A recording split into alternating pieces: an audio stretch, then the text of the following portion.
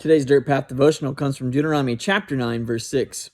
And it says, "Understand therefore that it is not because of your righteousness that the Lord your God is about to give you this good land as possession, for you are a stubborn people." These are the words of Moses to the Israelites. Again, Deuteronomy is a book pretty much containing Moses' farewell address to the Israelites.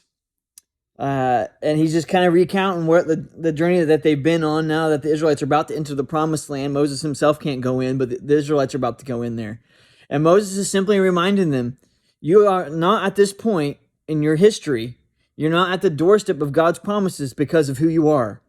You're not there because you're good. You're not there because you've earned it.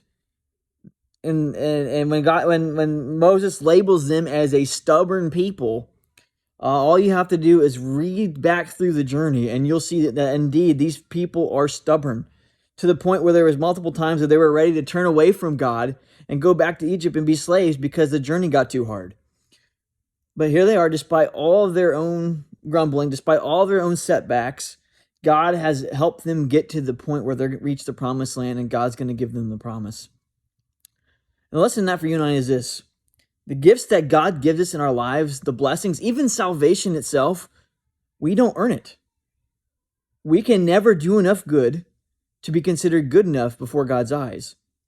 We can never make ourselves righteous. It's not within ourselves because we are broken, sinful human beings. That's why Jesus had to go die on the cross. That's why God had to send his Holy Spirit to come fill our hearts and live and guide us on how we live our lives. Because you and I don't have it within ourselves to be good enough before God. But the good news is this, is we don't have to be. All we have to do is surrender, acknowledge who we are before God, and he takes care of the rest. That doesn't mean that we are free from making decisions in our life. You don't get saved and then automatically everything you do is good. But what it tells us is no matter how far we run away from God, all we have to do is kneel before him. And his grace is enough for us. And isn't that the truth? Isn't that amazing?